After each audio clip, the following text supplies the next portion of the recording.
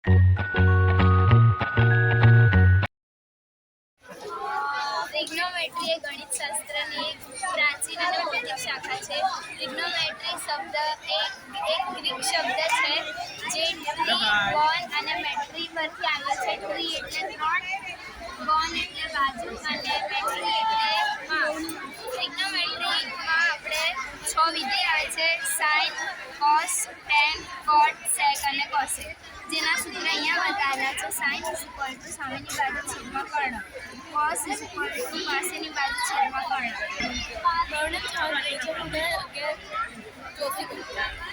હું ધોરણ 11માં ભણું છું. મારો વિષય મેથ્સ છે. મેં સાંકો ટોપિક લીધેલો છે. તેમાં મેં આ શંકુ લીધેલો છે. તેને જ્યારે સમાંતર કાપવામાં આવે છે ત્યારે તેમાંથી વર્તુળ આકાર મળે છે. જ્યારે થોડો ત્રાસો કાપવામાં આવે છે ત્યારે આપણને ઓવલ શેપ મળે છે, ઉપવલય. પછી તેને અહીંયાથી કટ કરવામાં આવે છે ત્યારે અતિવલય મળે છે. એ જ રીતે અહીંયા પરવલય મળે છે. મારું નામ મેઘા સમૃદ્ધિ છે. હું ધોરણ 11માં ભણું છું. મારો ટોપિક છે સંભાવના. તો સંભાવનાની શરૂઆત એન કોલ્બુકરના ગણિતશાસ્ત્રીએ કરી હતી, જેમના દ્વારા ફાઉન્ડેશન ઓફ પ્રોબેબિલિટી નામનું પુસ્તક લખવામાં આવ્યું હતું, જેમાં આ સંભાવના શું છે તેની વિશેની માહિતી આપવામાં આવી હતી. શરૂઆતમાં સંભાવનાને એક અલગ વિષય તરીકે લેવાનો હતો, પરંતુ તેના કેટલાક કારણોસર તેના અમુક વિષયોમાં નહીં, પરંતુ તેની ગણિત. મારા પ્રોજેક્ટનું નામ ત્રિપરિમાણીય ભૂમિતિનો પરિચય છે. હવે ત્રિપરિમાણીય ભૂમિતિ એટલે કે અવકાશમાં રહેલા યામ સમતલ અવકાશનું કુલ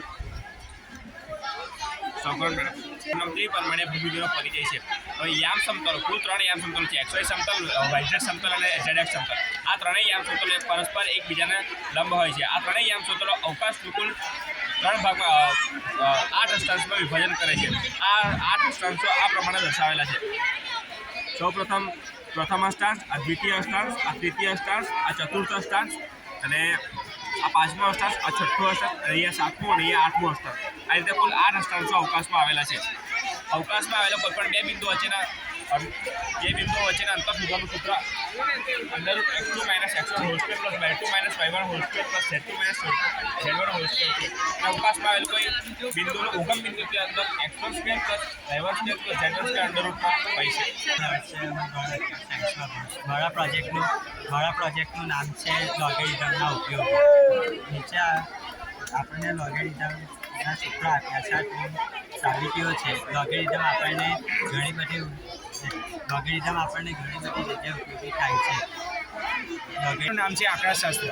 આજે મેં આંકડાશાસ્ત્રના એકદમ પાયાના ખ્યાલ નમૂના આપણી સમક્ષ રજૂઆત કરી શકું છું, જેમાં છે મધ્યક, બહુલક, વિસ્તાર અને મધ્યસ્થ, જે આંકડાશાસ્ત્રના ખૂબ જ પાયારૂપ નમૂનાઓ છે, જેના દ્વારા આપણે ડેટા સાયન્સ, ડેટા એનાલિસિસ અને વગેરે વસ્તુઓ કરી શકીએ છીએ. મધ્યક એટલે કે જેને એવરેજ કહેવામાં આવે છે, જેનો ઉપયોગ આપણે ક્રિકેટમાં રન રેટ કાઢવા માટે કે કોઈપણ અવલોકનો દ્વારા અવલોકનોનો સરવાળો કરી તેને 2 વડે ભાગવાથી તેના અવલોકનની સંખ્યા વડે ભાગવાથી મધ્યક મળે છે. ડાયાગ્રામ આ પ્રોજેક્ટમાં એવું છે કે જાણે કે આપણે સાર્વત્રિક ગણ આપણે જાણીએ છીએ તે મુજબ u બરાબર 1 2 3 4 5 6 7 8 આપણે ધારીએ છીએ. તેમાં એ આપણે જાણીએ છીએ 1 2 3 4, તો એ આ જે છે તે આ એ 1 2 3 4 છે અને બી છે આમાં 3 4 5 6. એવી રીતના જ એમાં આ એનો વિરુદ્ધ ગણ મળશે આપણને a ડેશ, એટલે કે આ a છે અને એમાં જે ના હોય એટલે કે a ડેશ, અને એ રીતના b ડેશ એટલે કે બીમાં ન હોય અને પરંતુ બાકીના બધા ભાગમાં હોય. અને એ યોગ એટલે કે એમાં અને બીમાં બંનેમાં જે સિમિલર વસ્તુઓ હોય તે એ યોગમાં આવશે, અને એ છે જ એટલે કે એ બંનેમાં જે અલગ અલગ પડતી વસ્તુ હોય તે અલગ એમાં એ યોગ બીમાં આવશે. પોલિગોન્સ એટલે કે બહુકોણો. તો આપણે અહીંયા આ દોરેલા છે તે બધા બહુકોણો છે, જેમાં આપણે આ મોડેલ દ્વારા આપણે બહુકોણોના ખૂણાઓ શોધી શકીએ છીએ. જેમ કે આપણે આ કાટકોણ ત્રિકોણ બનાવ્યું તેના ખૂણાઓ માપી શકીએ, અને તેવી જ રીતે આ ત્રિકોણ, ચોરસ, પંચકોણ, ષષ્કોણ, અષ્ટકોણ, નવકોણ, દસકોણ જેવા ખૂણાઓનો માપી શકીએ છીએ.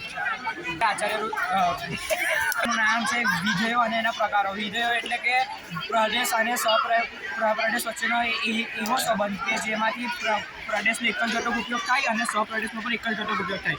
પ્રદેશનો એક ઘટક સ્વપ્રદેશના માત્ર એક જ ઘટક સાથે જોડાયેલો હોય તો તેને વિધેય કહેવામાં આવે છે અને આ સંબંધને વિધેય કહેવામાં આવે છે. વિધેયના 5 પ્રકાર છે: one function, into function, onto function, injective function અને બાયજેક્ટિવ ફંક્શન. મારો વિષય છે મેથ્સ અને તેમાં ટોપિક છે વાય વી યુઝ લિમિટ્સ. સૌથી પહેલાં તો લિમિટનો અર્થ એ છે કે ધારો કે કોઈ ચાલ એક્સ માટે limit delta x tense two 0 limit તેનો અર્થ એ થાય છે કે એક્સની વેલ્યુ ઘટતા અથવા વધતા શૂન્ય તરફ જાય છે પણ શૂન્ય થતી નથી. આ આપણે લિમિટનો ઉપયોગ એટલા માટે કરીએ છીએ કે કેટલાક અવ્યાખ્યાયિત પદ કેટલીક ગણતરીઓમાં કેટલાક અવ્યાખ્યાયિત પદ આવે છે તેની સરળતા માટે આપણે લિમિટનો ઉપયોગ કરીએ છીએ. 0/0, infinity by infinity, infinity minus infinity, 0/0, 0 into infinity, one by infinity અને ઇન્ફિનિટી/0 છે મેથ્સ અને તેમાં ટોપિક છે સંકર સંખ્યાઓ એટલે કે કોમ્પ્લેક્સ નંબર્સ. સંકર સંખ્યાઓની શોધ ગેરાલામો કાર્ડાનોએ કરી હતી. તે ઇટાલિયન ગણિતશાસ્ત્રી હતા. તેમણે 1545માં સંકર સંખ્યાઓની શોધ કરી હતી. સંકર સંખ્યાઓ a+ib સ્વરૂપથી વ્યક્ત થાય છે, જેમાં a અને b વાસ્તવિક સંખ્યાઓ છે અને i કાલ્પનિક નંબર છે, જેને આયોડા તરીકે ઓળખાય છે. મેથ્સની રીતો. મેથ્સ 1 થી 10માં આપણે કેલ્ક્યુલેટર વગર ગણતરી કરવાની હોય છે, એટલે આ રીત આપણને ઉપયોગી છે. પહેલું 38 ગુણ્યા 32 એટલે 3 ને 3 હોય એટલે 3 ગુણ્યા 3 પ્લસ 3 કરવાનું એટલે 12 આવે અને 8 ગુણ્યા 2 કરે એટલે 16 આવે એટલે 12 16 જવાબ આવે. 104 પ્લસ 4 કરવાના પછી 4 ચોક 16 કરવાના એટલે જવાબ આવી જાય. પછી ત્રીજું કોઈની પણ છેદમાં 5 હોય તો ગુણ્યા 2 કરવાનું અને છેલ્લે 1 પોઈન્ટ મૂકી દેવાનું. My topic name is trigonometric function. So the mathematics is the science and the study of quality, space, structure and change. Then introduction of trigonometry. The word trigonometry is made up of three Greek words, that is tri plus gon plus metron, that is 3 sides measurement, where the trigonometry was studied by first in India. The ancient mathematician like Aryabhatta, Bhaskara and Brahmagupta got important role for trigonometrics. My topic is conic section. So in here we learn how cone was formed with 2 lines like L and M. When M was rotated with alpha angle, it makes 2 napped cones. One is cone with if our beta is 90 degree, then it forms circle. If our curve alpha is less than beta and alpha is less than beta and beta is less than 90 degree, then it forms ellipse. And if our alpha equals to beta, then it forms parabola. And if our 0 is less than or equals to beta and is less than alpha, then it forms hyperbola. આજે વેક્યુમ્યુલર નામનો project રજૂ કરેલો છે. સૌપ્રથમ વેક્યુમ્યુલર James વેક્યુમ્યુલર નામના વૈજ્ઞાનિકે બનાવ્યું હતું. તેમણે વેક્યુમ્યુલર એમને સફાઈ કરતા હતા ત્યારે એમને વિચાર આવ્યાના લીધે એમણે વેક્યુમ્યુલર બનાવ્યું. હિસ્ટ્રી છે હું કન્ઝર્વેશન ઓફ એનર્જીના પ્રોજેક્ટનું નામ કન્ઝર્વેશન ઓફ એનર્જી છે. આમાં એવું થાય કે એક દડાને આપણે અમુકથી છોડવામાં આવે તો તે દડામાં દબાણ અને સોનિક તરંગોના કારણે તેમાં એક બળ ઉત્પન્ન થાય. તેમાં એક બળ ઉત્પન્ન થાય તે બળના કારણે છેલ્લો દડો પાછો ઉપર ધક્કો મારે તો એ દડો પાછો આવતા આ ક્રિયા પુનરાવર્તિત થાય. વેક્યુમ હોય ને તો એ ચાલ્યા કરે કારણ કે તેમાં ઘર્ષણ નહીં હોય ને વેગ અચળ હોય. જેમાં ઘર્ષણ હોય ત્યાં ક્રિયા અમુક સમય બંધ થઈ જાય. આ પ્રોજેક્ટનું નામ છે વોટર લેવલ ઇન્ડિકેટર એટલે કે જળ સૂચક. આ પ્રોજેક્ટમાં મોડેલ છે જેથી આપણે ટાંકીનું સ્તર જાણી શકીએ છીએ કે ટાંકીમાં કેટલું પાણી છે. એટલે પહેલાં સૌપ્રથમ તો આપણે ઇન્ડિકેટર બનાવીશું અને આમ કરીશું એટલે આપણે જેમ જેમ આમ નાખીશું ને લાઇટ તો અહીંયા લાઇટ ચીજ છે. અહીંયા લાઇટ ચીજ છે એટલે આપણને ખબર પડશે કે પાણીનું સ્તર કેટલું છે. જ્યારે ટાંકી ખાલી હોય ત્યારે કોઈમાં લાઇટ ચીચે નહીં અને ફૂલ ટાંકી ભરાઈ હશે ત્યારે એની ઉપરની લાઇટ પાસે 5 લાઇટ ચીચશે એટલે આપણને ખબર પડશે કે ટાંકીમાં પાણી કેટલું ભરેલું છે. પછી આ વોટર લેવલ ઇન્ડિકેટરનો ઉપયોગ ઘરની ટાંકીમાં બ્રિજ પર બર્થડે થઈ શકે છે. તેથી આપણે ફૂડ એ બધું જાણી શકીએ છીએ. અને આ જ્યારે અહીંયા ફૂલ ટાંકીમાં પાણી છલોછલ ભરાય છે ત્યારે ઓટોમેટિક મોટર બંધ કરી દે છે. જેમ કે આપણે અરીસામાં જોઈ શકીએ છીએ, પહેલાં બિંદુ પી નામ આપ્યા આંતરગોળ અરીસો છે, તેમાં વક્રતા કેન્દ્ર સી પર આપણે કોઈ વસ્તુ મૂકીએ તો પ્રતિબિંબ વક્રતા કેન્દ્ર સી પર જ મળશે આપણને, કારણ કે તે વાસ્તવિક અને ઉલટું પ્રતિબિંબ મળે છે, જે તમે આકૃતિમાં જોઈ શકો છો. પછી આપણે બિંદુ પી પરથી વક્રતા કેન્દ્ર દૂરથી આપણે વસ્તુ મૂકીએ ત્યારે આપણને પ્રતિબિંબ સી અને એફની વચ્ચે મળે છે, જે આપણે પ્રતિબિંબમાં જોઈ શકીએ છીએ. અંતર્ગોળ અરીસાના ઉપયોગો નામ છે વર્કિંગ મોડલ એસી. હવે એસીના આપણને ખબર છે કે આઉટડોર એસી હોય છે ને એક ઇન્ડોર એસી હોય છે. ઇન્ડોર એસીમાં ઇવેપોરેટર આવેલું હોય છે, પછી કોમ્પ્રેસર આઉટડોર એસીમાં આવેલું હોય છે. પછી આ એસી અને આઉટડોર એસી અને ઇન્ડોર એસીની કાર્ય પદ્ધતિ છે તે એક્સપેન્શન વાલ છે જે બહારની સાઈડ આવેલો હોય છે અને તે હવાને ઠંડી કરવામાં ઉપયોગ કરે છે. ત્યારબાદ આ લો પ્રેશર પાઇપ જે દબાણને ઓછું કરે છે અને તે વાયુને પતલી કરે છે. ત્યારબાદ આ એસીના ભાગ છે જે ક્યાં આવેલા હોય છે તેનાથી આપણને જાણકારી મળે છે. ઇવેપોરેટર છે, આ કોમ્પ્રેસર છે અને કન્ડેન્સર. પછી આ નળાકાર પંખો એ ઓપરેટિંગ પેટર્નમાં આવેલો હોય છે. અને આ જે છે એ કારમાં એસીની સિસ્ટમ દર્શાવેલી હોય છે. પરમાર દેવ આજે મને વિષય ફિઝિક્સ મળે છે, જેમાં મેં પ્રક્ષેપ ગતિ વિશે બનાવ્યું છે. જ્યારે કોઈ પદાર્થને પૃથ્વીના ગુરુત્વાકર્ષણ ક્ષેત્રમાં ફેંકવામાં આવે છે ત્યારે નિયમિત સમસ્થિતિ જોઈએ અને નિયમિત ઊર્ધ્વવેગ સાથે એ ગતિ કરે છે. પદાર્થની આવી ગતિને પ્રક્ષિપ્ત ગતિ કહે છે.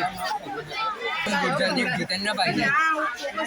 મારા પ્રોજેક્ટનું નામ છે ચોક્કસ આવૃત્તિની મદદથી આગને બુઝાવવી. હવે અહીંયા આપણે કોઈ બી સોંગની ફ્રિકવન્સી હોય તે સામાન્ય ફ્રિકવન્સી હોય છે, પરંતુ જ્યારે કોઈ એપની મદદથી આપણે ચોક્કસ ફ્રિકવન્સી લગાવીએ, જેમ કે અલ્ટ્રા અથવા ગામા કિરણની મદદથી કોઈ ફ્રિકવન્સી અથવા અહીંયા ધ્વનિ કિરણ 9 લગાવીએ તો આપણે આગને બુઝાવી શકીએ.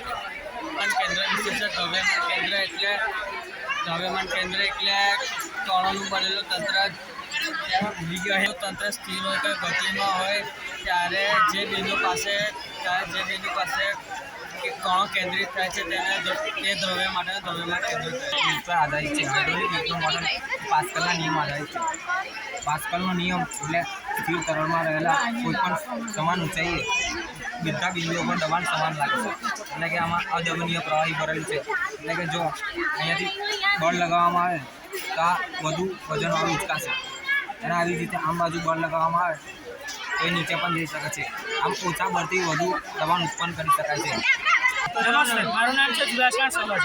મારા પ્રોજેક્ટનું નામ છે પ્રકાશનું વક્રીભવન. આ બંનેમાંથી ધારો કે હું કોઈ એક પત્તું પસંદ કરું છું એક, એટલે મેં તીર પણ એકા તરફ રાખ્યું છે. હવે જ્યારે આપણે આ કાચમાંથી પાણીમાંથી જોઈશું ત્યારે એ તીર આ જમણી સાઈડ રિફ્લેક્ટ થયેલું જણાશે. એનું કારણ એ છે કે પ્રકાશનું વક્રીભવન થાય છે. પ્રકાશ એક સાથે ઘણા બધા માધ્યમોમાંથી પસાર થયો, જેમ કે પહેલાં હવામાં હતો, પછી એ ગ્લાસમાં ગયો, પછી વોટરમાં ગયો, પછી ગ્લાસમાં ગયો, ફરીથી હવામાં ગયો. એનું કારણ એ છે કે પ્રકાશનો એકથી ઘણી બધી વાર રિફ્લેક્ટ થયું. એનો મતલબ પ્રકાશનો કોણ એવી રીતે સેટ થયો છે કે જેથી એ તીર બીજી તરફ ફંટાઈ જાય છે. મારા પ્રોજેક્ટનું નામ છે આયોનિક પ્લાઝ્મા થ્રસ્ટર. એટલે કે આ એક સ્પેસ ક્રાફ્ટ એન્જિન માટેનું છે. એટલે કે કોઈપણ રોકેટમાં પ્લાઝ્મા એન્જિનનો ઉપયોગ કરવામાં આવે છે. આ એન્જિનથી આપણે પેટ્રોલ, ડીઝલ વગેરે જેવા ખર્ચા કરવા પડતા નથી અને પ્લાઝમાથી જ આયનો દ્વારા આપણે એક જગ્યાએથી બીજી જગ્યાએ જઈ શકીએ છીએ. એટલે આ ટેકનોલોજી વધુ વિકાસ પામે અને કોઈ કારમાં કે ગમે તેમાં ઉપયોગ થઈ શકે છે. આ ટેકનોલોજીથી આપણે કોઈપણ જગ્યાએ અંતરિક્ષમાં વગર ખર્ચે ભ્રમણ કરી શકીએ છીએ. એટલે કે આ ટેકનોલોજી આપણા માટે ખૂબ જ ઉપયોગી છે. જો જેમ ઇસરો, નાસા વગેરે જેવા મોટી સંસ્થાઓ આ ટેકનોલોજીના ઉપયોગથી હાલમાં જ અત્યારે ચંદ્રયાન મુક્ત કર્યું છે. એટલે કે આ ટેકનોલોજીનો ઉપયોગ વધે તે માટે અમે અભિનવ પ્રોજેક્ટ પ્રદર્શન કરીએ છીએ. વિદ્યુત જનરેટર એ યાંત્રિક ઉર્જાનું વિદ્યુત ઉર્જામાં રૂપાંતર થાય. વિદ્યુત જનરેટરના 2 પ્રકાર છે, તેમાં એસી જનરેટર અને ડીસી જનરેટર. તેમાં મેં ડીસી જનરેટર બનાવ્યું. ડીસી જનરેટરમાં 2 ચુંબકની વચ્ચે જો કોઈ તારનું ગુચ્છું રાખવામાં આવે તો તારના ગુચ્છાને તમે કન્ટિન્યુ ફેરવો, તેમાં વિદ્યુત ઉત્પન્ન કરી શકાય છે. પણ આ તારનું ગુચ્છું કન્ટિન્યુ નહીં ફરી શકે તે પહેલાં ડાબેથી જમણે અથવા જમણેથી ડાબે તરફ જશે.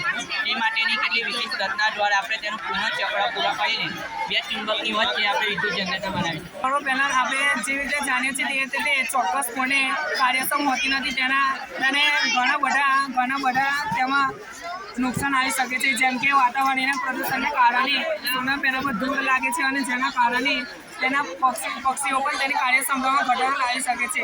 હવે તેનો ઉપાય એ છે કે સ્પેસ સોલર પાવર ટ્રાન્સમિશનની મદદથી આપણે જે સોલર પાવર હોય છે તેને આપણે અંતરિક્ષમાં મોકલી શકીએ છીએ અને જેના કારણે ત્યાં તે ચોક્કસ સમય બાદ તે ખુલે છે અને તેમાંથી જે સૌર ઉર્જામાં પ્રોબ્લેમ આવતી હતી એ સૌર ઉર્જા દ્વારા તે શોષણ થાય છે અને તે પૃથ્વી પર આવેલા રિસીવિંગ સિસ્ટમ દ્વારા તેનું વિદ્યુત ઉર્જામાં રૂપાંતરણ કરી શકાય છે. હવે તેમાં બીજો મુદ્દો એ છે કે તે 24 કલાક અને 7 દિવસ માટે તે કાર્યક્ષમ રહે છે. જેમ કે આપણે પૃથ્વી પર તો રાત દિવસ બંને હોય છે, એટલે દિવસમાં જ આ સિસ્ટમ કામ કરે છે, પરંતુ અંતરિક્ષમાં તો તે રાત દિવસ એવું કંઈ હોતું નથી. એટલે તે 24 કલાક પૂર્ણપણે સમાપ્ત થાય છે અને તે તેનું વિદ્યુત ઉર્જાનું રૂપાંતર સતત ચાલુ રહે છે અને આપણે અહીંયા તેનો ઉપયોગ કરી શકીએ છીએ. નામ છે સૌંદર્ય પ્રસાદ. મારા ટોપિકનું નામ છે સૌંદર્ય પ્રસાદ. અમારે 2 ભાગ પાડ્યા છે, કૃત્રિમ અને કુદરતી. એમાં કુદરતીમાં કહું તો પેલું બીટમાં મેં એક લિપસ્ટિક અને 2 લિપ બામ બનાવ્યા છે. જેમાં રાત્રે સૂતા પહેલાં અને સવારે નાહી ધોઈને એ લિપ બામ લગાવવાથી તમારા પેટમાં જે ચીરા પડી ગયા હોય છે એ અઠવાડિયામાં જ મટી જાય છે. તે બીજું છે કે એલોવેરા. કેટલાક બાળકો સ્કૂલથી કશે પણ જાય છે તો તેલ નાખતા નહીં, જેના કારણે લોકો વાળમાં ધૂપ પડી જાય છે, વાળ કરલી થઈ જાય છે. જે એલોવેરા લગાવવાથી તે લોકો વાળ સિલ્કી પણ થાય છે.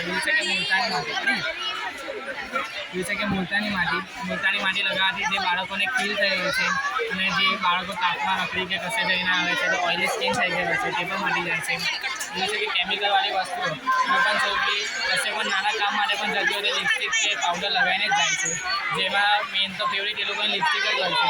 જે વારંવાર લગાવવાથી એમાં બિસ્મથ ઓક્સીક્લોરાઇડ નામનો કેમિકલ આવેલો હોય છે, જેના કારણે તેમના હોઠની આજુબાજુ ખજવાલ ઉત્પન્ન થાય છે. વધારે લિપસ્ટિક વારંવાર દરરોજને દરરોજ લગાવવાથી તેમના કિડની ફેલ થવાનો અને કેન્સર થવાનો પણ ચાન્સીસ વધી જાય છે. મારા ટોપિકનું નામ છે ટૂથપેસ્ટ. ટૂથપેસ્ટ નામને વધારે આકર્ષક કરવા માટે મારા ટોપિકનું નામ છે તેજસ્વી સ્મિત પાછળનું વિજ્ઞાન. હવે તેજસ્વી સ્મિત પાછળના વિજ્ઞાનમાં આપણે સ્મિત એટલે કે આપણે સ્મિત જ્યારે આપણે હસીએ છીએ, જ્યારે આપણે રમીએ છીએ, ત્યારે આપણે દાંત અભિન્ન અંગ છે. હવે દાંતને આપણે બતાવવા માટે આપણે સૌથી પહેલાં તો આપણે ટૂથપેસ્ટનો ઉપયોગ કરીએ છીએ. દાંત સાફ કરવા, દાંતને આપણે ઘસવા, આપણે પીડાશ દૂર કરવા અને દાંતની ચમક પુનઃસ્થાપિત કરવા માટે આપણે ટૂથપેસ્ટનો ઉપયોગ કરીએ છીએ. હવે દરરોજ સવારે ઉઠીએ ત્યારે આપણે ટૂથપેસ્ટનો ઉપયોગ કરીએ છીએ. હવે આપણે એમાં જોઈશું કે ટૂથપેસ્ટમાં એના ઘટકો, પ્રકારો છે, પછી આપણે એના ફાયદા છે, એના ગેરફાયદા એની વિશે જાણીએ છીએ. હવે ઘટક જોઈએ તો આપણે સૌથી પહેલાં તો હાઇડ્રેટ સિલિકા છે, કેલ્શિયમ કાર્બોનેટ છે, પછી સોડિયમ ક્લોરાઇડ સલ્ફેટ છે, એવા બધા ઘટકો સમાવેશ થાય છે. પ્રકારોમાં વ્હાઇટનિંગ ટૂથપેસ્ટ, સંવેદનશીલતા ટૂથપેસ્ટ, નેચરલ ટૂથપેસ્ટ એન્ડ આપણી એન્ટી કેવિટી ટૂથપેસ્ટ. હવે એના ફાયદામાં કેવું કે આપણા જે ટૂથપેસ્ટ હોય છે એના તે આપણા સડા પીડાશ મળતા દૂર કરે છે. પછી પીડા ખવાઈ ગયા હોય તેનો બી આપણે ઓછો એ કરે છે. અને છેલ્લે ગેરફાયદામાં કેવું કે આપણને જે બળતરા, શુષ્કતા એવું બધું પ્રોબ્લેમ થાય છે એને દૂર કરે છે. અને એનો જો આપણા હોર્મોન ચેન્જીસ હોય તો આપણે એમાં વધારો પણ કરે છે. એટલે ટૂથપેસ્ટનો એ છે કે આપણે જે અનુકૂળ હોય એ જ વાપરવી જોઈએ. ટોપિકનું નામ છે ખાતરો. ખાતરો એ 2 પ્રકારના હોય છે, કુદરતી ખાતર અને કૃત્રિમ ખાતર. આપણે જે કુદરતી ખાતર હોય છે તે ખૂબ જ લાભદાયક હોય છે, પણ તેને બનતા ખૂબ વાર લાગે છે. અને જે કૃત્રિમ ખાતર હોય છે તે ખૂબ જ જલ્દી બની જાય છે, પણ તે આગળ જતાં જમીનને નુકસાન કરી શકે છે. આપણે જો એનપીકે ખાતર હોય છે તેનું પૂરું નામ છે નાઇટ્રોજન, ફોસ્ફરસ અને પોટેશિયમ. આપણી જે જમીનો છે તેમાં નાઇટ્રોજનનું પ્રમાણ 57% આસપાસ હોય છે. અને જો આપણે ડીએપી ખાતર હોય છે તેને જમીનમાં નાખીએ તો આગળ જતાં તે જે પાક આપણે નાખશું તે પાકને હાનિ પણ પહોંચાડી શકે છે. અને આપણે જો એની કૃત્રિમ ખાતરની જગ્યાએ કુદરતી ખાતરોનો ઉપયોગ કરીશું તો તેનાથી જમીનની ફળદ્રુપતાનો પણ વધારો થશે અને જમીનને નુકસાન પણ નહીં થાય છે. આયુર્વેદના ઉપચાર લીમડો, એલોવેરા, પુદીનો, તુલસી, અરડી લીમડા આપણે એનાથી આયુર્વેદ તરીકે ઘણા ઉપયોગ થાય છે. એલોવેરામાં વિટામિન્સ એલોવેરામાં અલગ અલગ જાતની ત્વચા અને વાળની સંભાળના ઉત્પાદનો થાય છે. એલોવેરા આપણને અલગ અલગ આપણને આયુર્વેદમાં કફનાશક તરીકે જાણીએ છીએ. અરડુસીમાં આપણને ત્વચા વાળને સંભાળ માટે હોય છે.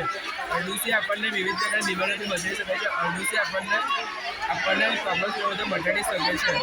સૂકા મેવા અને તેના ફાયદા અને નુકસાનો. સૌથી પહેલાં કાજુની અંદર વિટામિન બી ભરપૂર માત્રામાં જોવા મળે છે. પ્રોટીન પણ ભરપૂર માત્રામાં જોવા મળે છે. તેને અંગ્રેજીમાં કેલ્શિયમ કહેવામાં આવે છે. એ જ રીતે બદામની અંદર વિટામિન B17 ફેલિક એસિડ જોવા મળે છે, જેના કારણે કેન્સર સામે લડવામાં મદદ કરે છે. તે રીતે સૂકી દ્રાક્ષમાં વિટામિન એ અને પિસ્તાની અંદર vitamin A, vitamin C, protein, iron જેવા પોષક તત્વો મળે છે. તેનાથી એનર્જી લેવલ બૂસ્ટ થાય છે. ત્યારબાદ અંજીર ખાવાથી હાડકાં મજબૂત થાય છે અને લોહીનું શુદ્ધિકરણ થાય છે. આ રીતે સૂકા મેવા ખાવાના ફાયદા પણ છે, તો તેને વધારે ખાવાના નુકસાન પણ છે. તેને વધારે ખાવાથી ફાઇબરનું પ્રમાણ વધી જાય છે પેટમાં, અને તેના કારણે પેટમાં દુખાવો, ગેસ, કબજિયાત જેવી બીમારીઓ થઈ શકે છે. જેનું નામ છે મારો પ્રોજેક્ટ છે કે કપડાં ધોવાનો સાબુ કેવી રીતે કામ કરે છે. કપડાં ધોવાના સાબુનું જે અણુસૂત્ર છે એ છે TP17H35 જેમાં એક છોડો જે આયર્નીય છેડો છે TONA વાળો એ જળ વિરાગી છે, જળ અનુરાગી છે, એટલે કે વોટરને એટ્રેક્ટ કરે છે. અને બીજો છેડો જળ વિરાગી છે, જે પાણીને હીટ કરે છે, પાણી જોડે રહી શકતો નથી. જ્યારે આપણે પાણીના બંને છેડો અલગ અલગ ગુણધર્મો ધરાવે છે. એનો જે જળ અનુરાગી છેડો છે પાણી સાથે પ્રક્રિયા કરે છે, અને જળ વિરાગી છેડો છે એ હાઇડ્રોકાર્બન એટલે કે જે કપડા પર મેલ હોય છે એની સાથે પ્રક્રિયા કરે છે. વપરાતા કેમિકલ જેમ કે સલ્ફ્યુરિક એસિડ, ઇથિલિન ઓક્સાઇડ. આજે અમે બાયોલોજીમાં એક પ્રોજેક્ટ બનાવેલો છે, લાઈફ સ્ટાઇલ ફોર એન્વાયરમેન્ટ. તેમાં મેં એક ટોપિક લીધેલો છે નેચરોપેથી. હાલના સમયમાં ઘણું બધું પ્રદૂષણ થઈ રહેલું છે. તેના કારણે આપણે આયુર્વેદિક તરફ આપણા પગ લઈ જવા જોઈએ. તેથી મેં આજે આ પ્રોજેક્ટ બનાવેલું છે. નેચરોપેથી એટલે કે કુદરતમાંથી વસ્તુઓનો આપણે રોગ ઘટાડવા માટે ઉપયોગ કરવો. તેનાથી આપણી લાઈફમાં જળવાઈ રહે અને આપણને આપણા સ્વાસ્થ્યને કોઈ નુકસાન ન થાય. એટલે નેચરોપેથીના 3 પ્રકાર છે: મડ થેરપી, મેગ્નેટ થેરપી અને વાયુ થેરપી. હવે મડ થેરપી એટલે કુદરતમાંથી મળતી માટીમાં કેટલા ઘણા બધા સંયોજનો રહેલા હોય છે.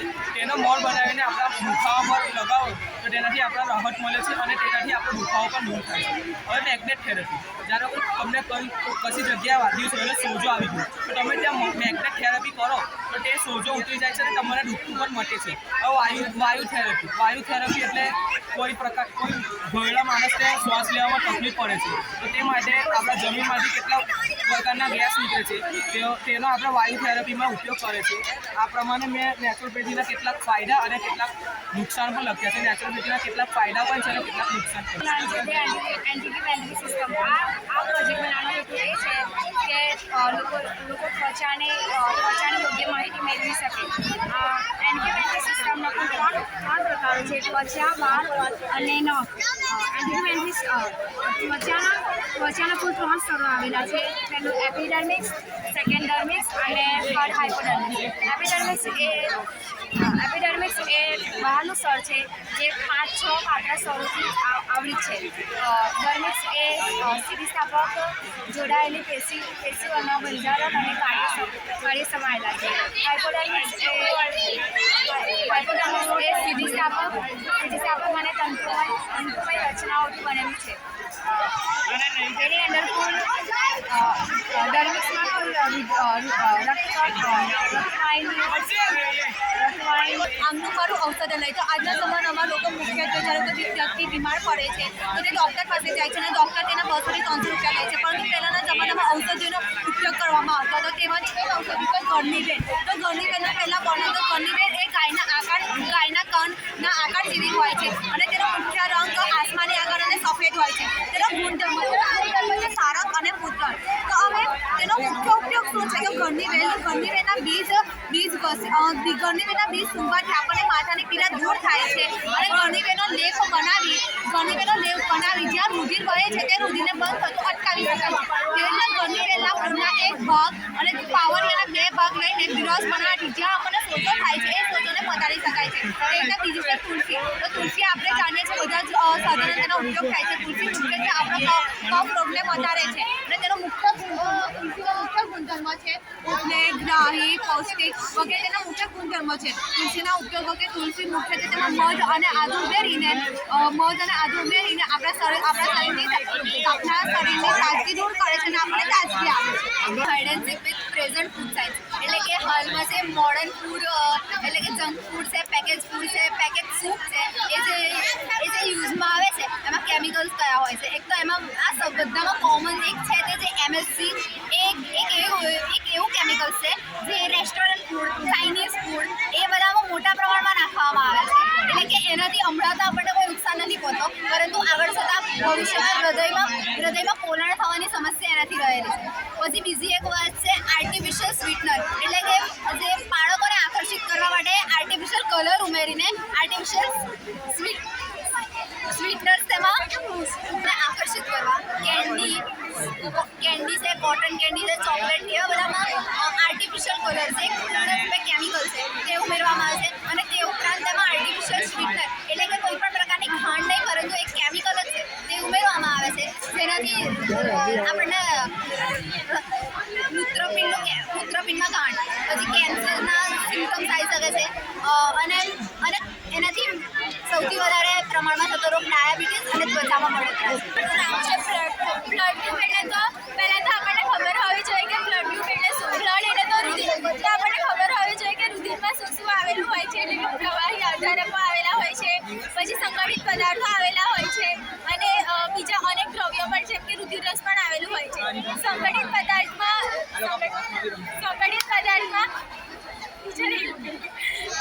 તેમાં જે RBCS આવેલું હોય છે, WBCS આવેલું હોય છે અને દ્રાવણો આવેલા હોય છે. તો RBCSની સપાટી પરથી ખબર પડે કે આપણને આપણું બ્લડ ગ્રુપ કયું છે. તો RBCS સપાટી પર A એન્ટીબોડી અને B એન્ટીજન હોય તો આપણને એ ખબર પડે કે આપણું બ્લડ ગ્રુપ A છે. અને તે જ રીતે RBCSની સપાટી પર એવું હોય કે B એન્ટીબોડી અને A એન્ટીજન હોય તો આપણું બ્લડ ગ્રુપ B છે. અને જો આપણા શરીરમાં RBCSની સપાટી પર બંને આવેલા હોય તો એબી બ્લડ ગ્રુપ અને બંનેમાંથી કોઈ પણ ના આવેલું હોય તો આપણું બ્લડ ગ્રુપ માત્ર O હોય. તો એમાં આપણને પ્લસ અને માઇનસ કેવી રીતે ખબર પડે? તો RH નામનો એક રેસિસ વાંદરો છે જેના સિમ્ટમ્સ 80% સિમ્ટમ્સ મનુષ્યના રક્તકણથી મળતા આવે છે. તો એ જે મનુષ્યના રક્તકણથી મળે છે એને RH પોઝિટિવ કહેવાય છે અને નથી મળતા એને RH નેગેટિવ કહેવાય છે. એટલે આપણી પાસે જે 4 રુધિર જૂથો છે A, B, AB અને O એના આપણે બીજા 8 ભાગ પાડી શકીએ. જેમ કે A positive, A negative, B positive, B negative, AB positive, AB negative અને O પોઝિટિવ અને O નેગેટિવ. જેવો ચર્ચ છે સમાજમાં વધતી જતી બીમારીઓ અને માનસિક તંગી અને આર્થિક પરિસ્થિતિઓ અને સ્વાસ્થ્યનો દર ઊંચો આવે એટલા માટે અને ઉગતા સૂર્યની તેજસ્વી કિરણો જેવી સમાજમાં નિર્માણ થાય એ હેતુથી મેં આ પ્રોજેક્ટ બનાવ્યો છે. નામ છે new beginning with Ayurveda. Madam, તે માટે અન્ય કોઈની મદદ નહીં પરંતુ ભારતનું પોતાનું મૂળભૂત વિજ્ઞાન જેને પાયારૂપ હોય અને તો આ સ્વપ્ન વાસ્તવિક આકાર લેશે અને ટકાઉ બનશે. આ સંકલ્પ હેતુ મેં આ પ્રોજેક્ટ બનાવ્યો. પ્રોજેક્ટની અંદર સૌથી વધુ આકર્ષનારી બાબત એ હતી કે ભારતની અર્થવ્યવસ્થાના 15.60% ભાગ પણ જો આરોગ્ય પાછળ ખર્ચવા છતાં પણ ભારત આરોગ્યપ્રદ ન બની શકે તો આપણે એટલું તો વિચારી જ શકીએ છીએ કે આપણે આપણો પૈસો અને સમય કોઈ ખોટી દિશામાં લગાડી રહ્યા છે. એટલા માટે એક ચોક્કસ વૈકલ્પિક સારવાર સ્વરૂપે એક સ્વસ્થ તંદુરસ્ત સમાજ નિર્માણ થાય એ હેતુથી આ પ્રોજેક્ટ બનાવ્યો હતો. આપણે જાણીએ છીએ કે ધૂમ્રપાન અને વ્યસનને અસર લાગી રહી છે. હમણાં નજર પડે બાળકોમાં પણ ધૂમ્રપાનની લત જોવા મળે છે. હવે તે લતના કારણે કેટલાક ગંભીર પરિણામો જોવા મળે છે. તેમાં ફેફસાનો કેન્સર છે અને કેટલાક લક્ષણો પહેલાં તો છાતીનો દુખાવો, માથાનો દુખાવો, શરીર નબળાઈ અનુભવી, અસ્પષ્ટ વજન ઘટાડો વગેરે.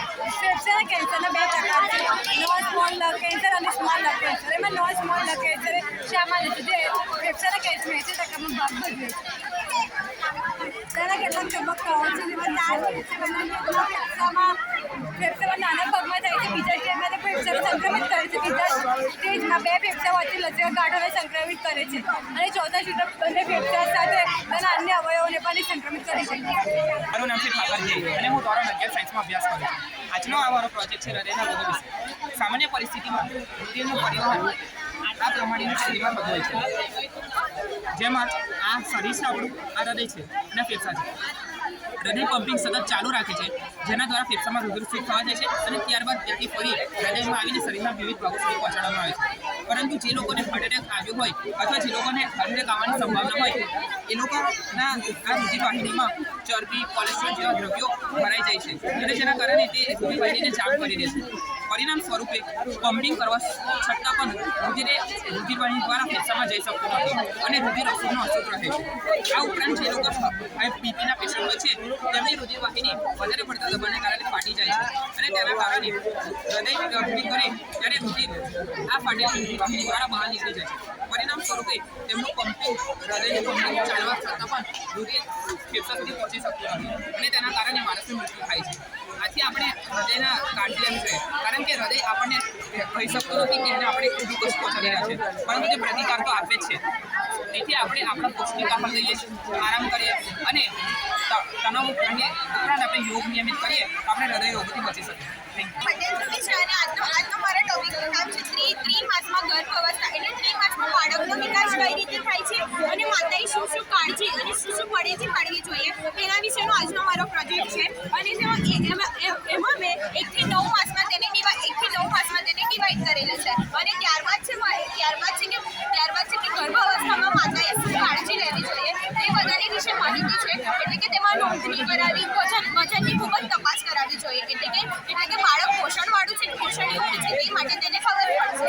પછી ત્યાં હિમોગ્લોબિનની તપાસ કરાવવી જોઈએ. એટલે હિમોગ્લોબિન એટલે કે લોહી વિશેની તપાસણી કરાવવી જોઈએ. ત્યારબાદ તેની ગર્ભાવસ્થા દરમિયાન આ વેક્સિન તો તેમને ફરજિયાત લેવી જ જોઈએ. અને ત્યારબાદ તેને આ પડેલી સેવન કરવું જોઈએ અને આ ખોરાક ખાવો જોઈએ, આ ખોરાક ન ખાવો જોઈએ.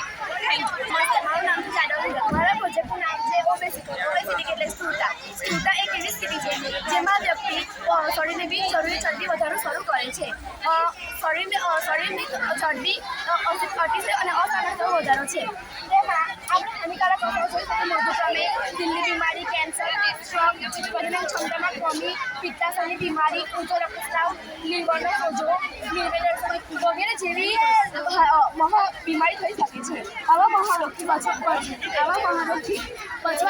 આપણે બહારનું જંક ફૂડ, ઠંડા પીણા વગેરે પીવું ટાળવું જોઈએ. તેમજ પૌષ્ટિક પ્રોટીન, આયર્નયુક્ત ખોરાક ખાવો જોઈએ.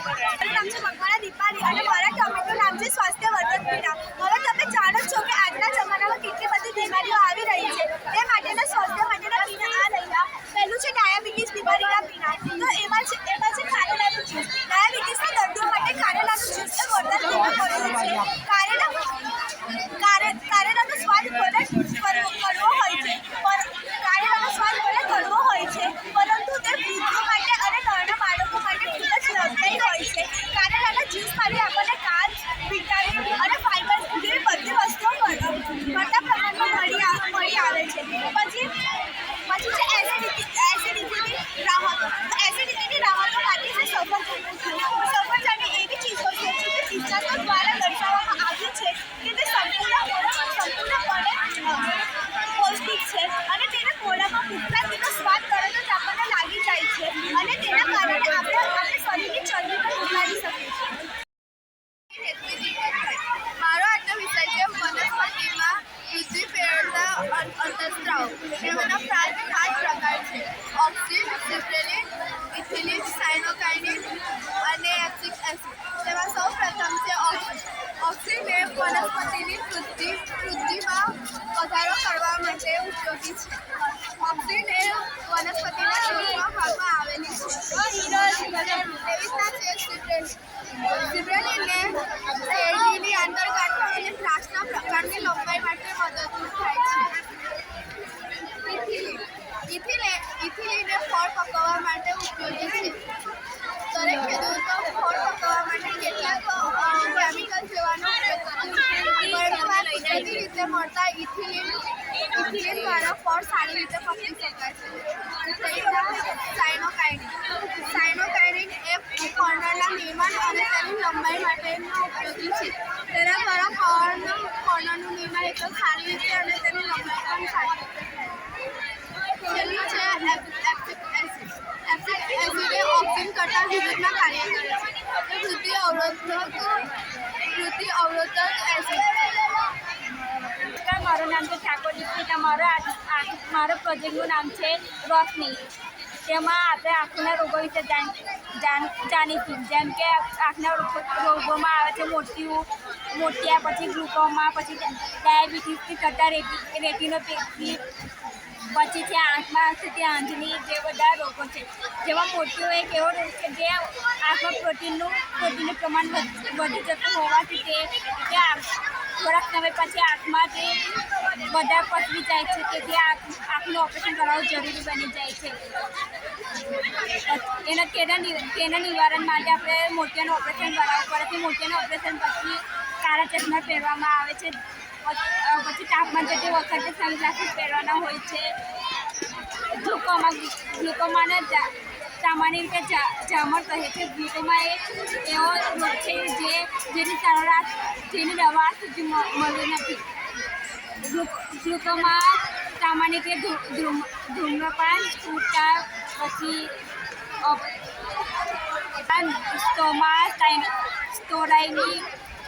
સ્ટોરાઇડની દવા વધારે વ્યસન કરવાથી તે વધી શકે છે. તેથી આપણે વ્યસન ઓછું કરવું જોઈએ. આપણે જાણીએ છીએ કે આ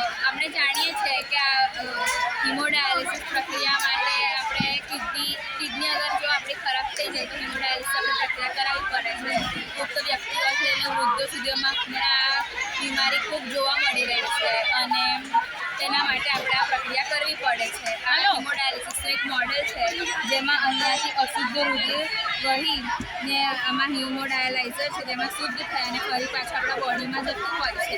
તેવી રીતે આ પ્રક્રિયા ચાલતી હોય છે. આ હિમોડાયાલિસિસ જો વધારે થઈ જાય, આપણા શરીરમાં રુધિરનું વધારે થાય તો પછી આપણે આ પ્રક્રિયા અઠવાડિયામાં 3 થી 4 વાર કરાવવી પડે છે અને દિવસમાં 6 થી 7 કલાક પણ આપણે આ કરાવવું પડે છે. મારું નામ છે વસાવા ભૂમિ ભીખુભાઈ. મારું મોડલ છે હૃદયમાં રુધિરનું પરિવહન. આપણા શરીરમાંથી CO2 યુક્ત રુધિર મહાશિરાઓ દ્વારા જમણા કર્ણકમાં આવે છે. જ્યારે જમણું કર્ણક સંકોચન પામે છે ત્યારે દબાણ સર્જાય છે અને દબાણ સર્જાય છે ત્યારે તેમાં રહેલા દ્વિદલ વાલ્વ ખુલે છે અને તે CO2 યુક્ત રુધિર જમણા ક્ષેપકમાં જાય છે. અને જ્યારે જમણું ક્ષેપક સંકોચાય છે ત્યારે તે ધમની ફુસ્ફુસીય શિરા દ્વારા રુધિર ફેફસામાં જાય છે અને ફેફસામાં CO2 યુક્ત રુધિર શુદ્ધ થઈ O2 યુક્ત બને છે અને તે ફુસ્ફુસીય ધમની દ્વારા ડાબા કર્ણકમાં જાય છે. અને ડાબું કર્ણક જ્યારે સંકોચાય છે ત્યારે દ્વિદલ વાલ્વ ખુલે છે અને તે વિસ્તરણ પામેલા ડાબા ક્ષેપકમાં જાય છે અને ડાબા ક્ષેપકમાંથી ધમની કણ દ્વારા આ O2 યુક્ત આપણા શરીરના દરેક અંગોને મળે છે. આમ શરીરમાં આપણે રુધિરનું પરિવહન ચાલ્યા કરે છે અને તેનું મુખ્ય અંગ છે હૃદય. તેના દ્વારા આખા શરીરમાં બ્લડ સર્ક્યુલેશન ચાલે છે.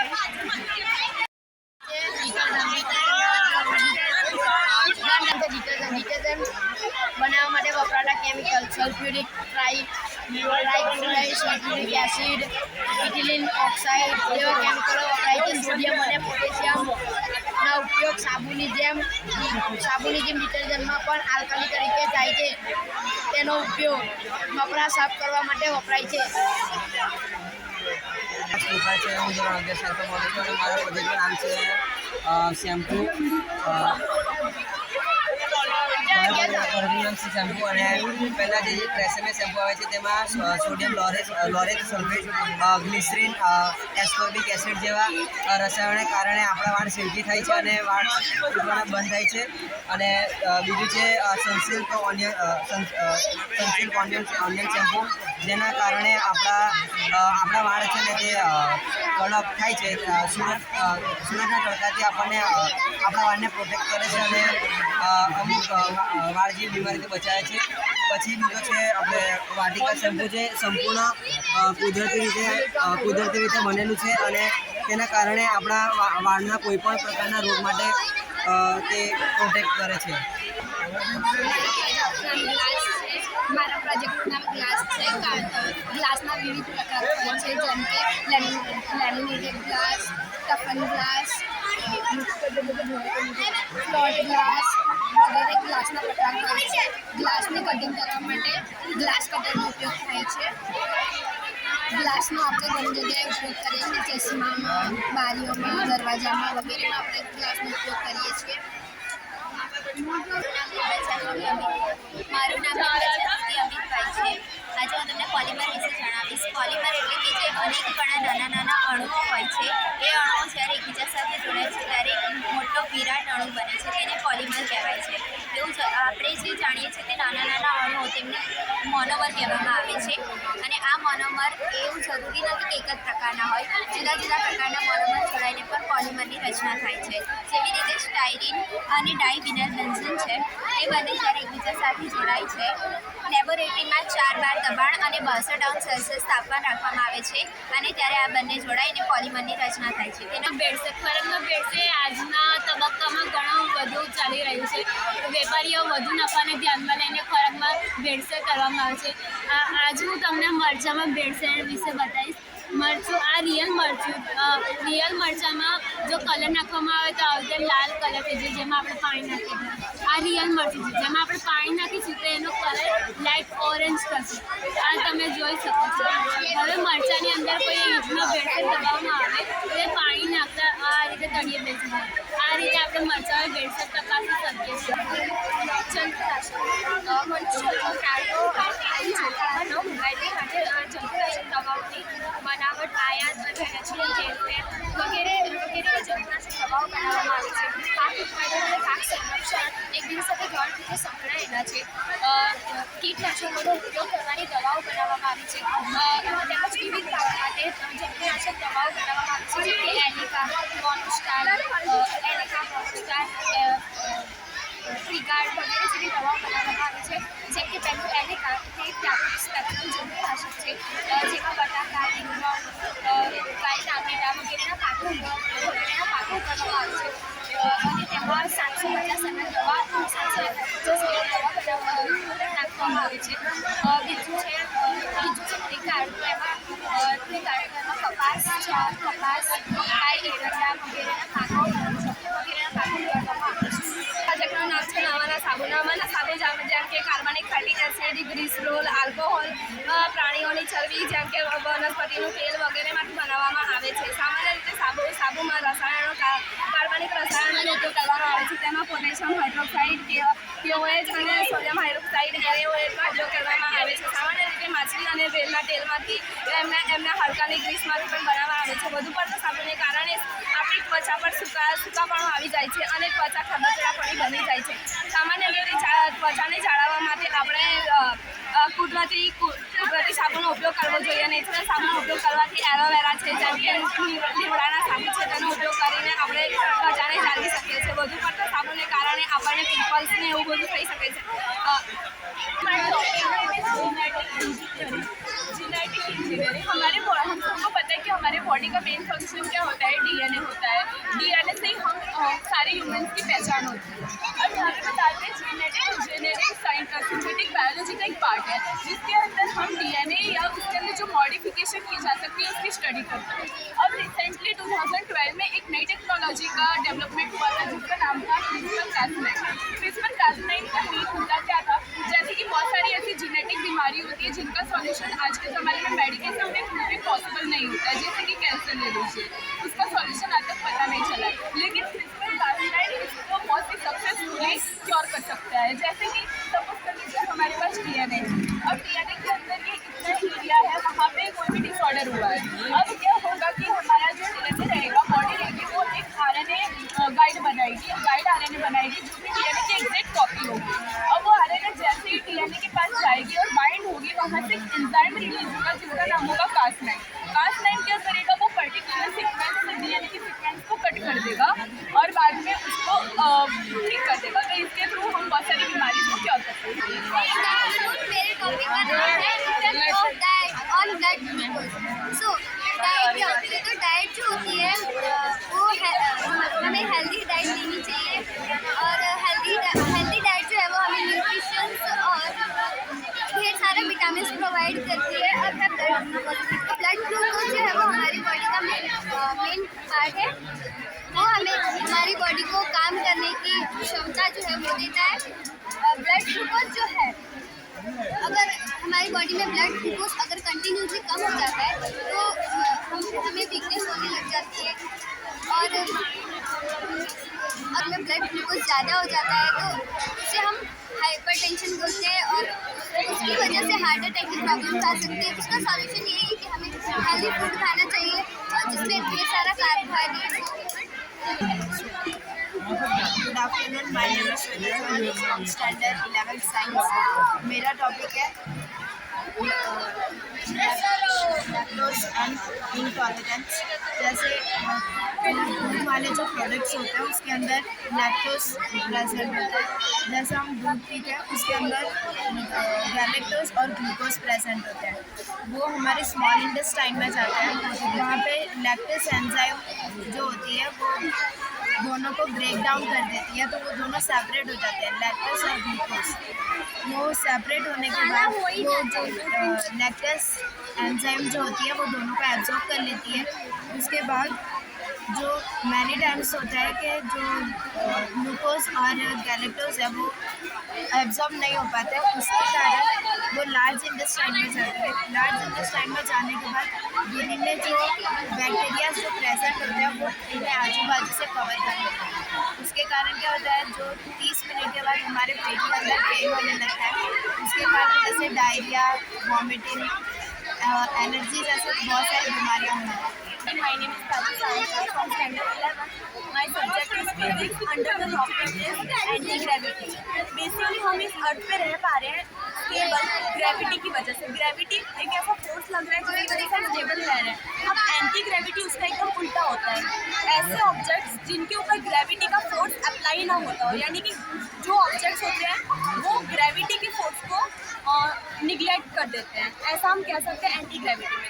अब जो एंटी ग्रेविटी है वो एक हाइपोथेटिकल फिनोमेना है और एक थ्योरेटिकल कॉन्सेप्ट है, यानी कि वो सिर्फ एक आइडियल केस में है। उसको हम प्रैक्टिकल वे में अभी तक उसके ऊपर कोई भी रिसर्च या फिर एक्सपेरिमेंट किए गए नहीं है। तो अगर हमें एंटी ग्रेविटी को शो करना है तो उसके पीछे हमें फिजिक्स की कोई ना कोई कॉन्सेप्ट लगाने पड़ेंगे, तब जाके हम उसको शो कर पाएंगे। पर अगर इन फ्यूचर एंटी ग्रेविटी के ऊपर काम किया गया तो हमें बहुत सारे फायदे हो सकते हैं। जैसे कि ट्रांसपोर्ट में जो फ्यूल का यूज़ करते हैं वो फ्यूल थोड़ा उसका एक्सपेंस बहुत ज़्यादा होता है, तो वो अगर एंटी ग्रेविटी का कॉन्सेप्ट आएगा तो वो फ्यूल का जो फ्यूल का एक्सपेंस है उसको हम कम कर सकते हैं। वैसे इसके बहुत नुकसान भी है और नुकसान के बारे में अभी कुछ कहा नहीं जा सकता क्योंकि अभी तक उसको हमने प्रैक्टिकल वे में अप्लाई किया नहीं है। अभी वहीं पे अगर हमें एंटी ग्रेविटी को बताना है तो यहाँ पे कुछ एक्सपेरिमेंट है जिनमें एंटी ग्रेविटी लग रही है, तो उसके पीछे कोई ना कोई कॉन्सेप्ट है। जैसे कि अगर मैं इसमें पानी डालूं और अगर मैं इसको उल्टा करूं तो पानी नीचे गिरेगा, बट अगर मैं कुछ कॉन्सेप्ट लगाऊं एंटी ग्रेविटी को शो करने के लिए तो मैं जस्ट एक कार्डबोर्ड का पीस ले रही हूँ और इसको मैं उल्टा करूँ।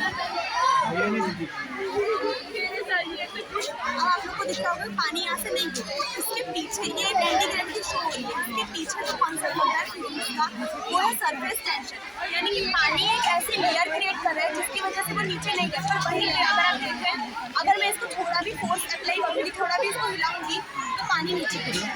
मतलब कि जो पानी है इसके जो मॉलिक्यूल्स हैं वो वहाँ से डिस्ट्रैक्ट हो गया, थोड़ा हिल गया जिसकी वजह से पानी नीचे गिर रहा है। मेरा टॉपिक का नेम है electric power free energy generator with DC motor.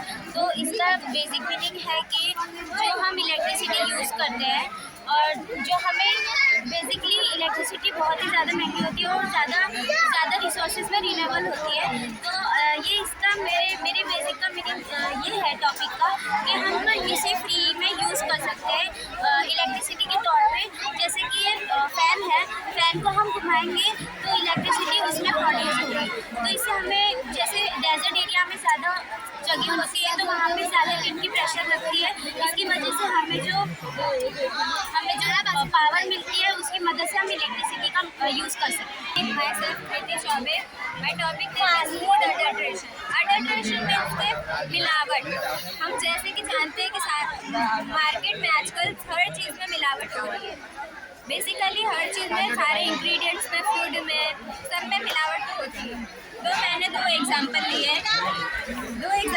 मैंने एक ब्रिक का पाउडर लिया और एक नेचुरली जो मिर्च पाउडर होता है वो लिया। उसमें मैंने दो वाटर के अंदर उसको डिज़ोल्व किया तो जो नेचुरल वाला मिर्च पाउडर वो पूरा डिज़ोल्व हो गया और उसके पानी का सारे ऊपर हो गया। जो मिलावट वाला पानी है मिर्च पाउडर वो पूरा नीचे चला गया और आप देख सकते हैं ये ओपेक है और ये ट्रांसपेरेंट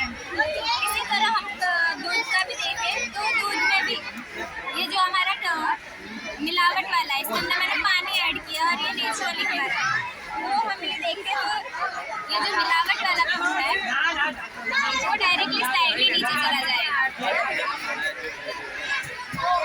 जो हमारा नेचुरली दूध है बिना मिलावट वाला उसे हम डालें तो ये हमारा वाइट मेरे टॉपिक का यही रीज़न है कि हम सारे एडल्ट्रेटेड फूड में से सारे कैसे दूर कर सकते हैं और उसे कैसे प्योरीफाई करें, क्योंकि इससे काफ़ी सारे डिसीज हो सकते हैं, डायरिया, डायलिसिस, ऐसे सारे किडनी भी प्रॉब्लम हो सकती है, इसीलिए मैंने ये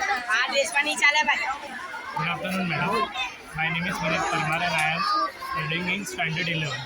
My topic name is Fun with Chemistry. और मेरा मेन टॉपिक है फायर बबल्स। मेरे फायर बबल्स के लिए मैंने एक एक्सपेरिमेंट कंडक्ट किया है, जिसका पूरा प्रोसीजर आपको समझा देता हूँ। सबसे पहले मेरे पास है एक बाउल सिंपल सा, जिसके अंदर मैंने नॉर्मल जो वाटर होता है वो रखा है। उसके अंदर मैंने जो सोप सॉल्यूशन होता है उसको मिक्स किया ताकि उससे हमें झाग बन सके।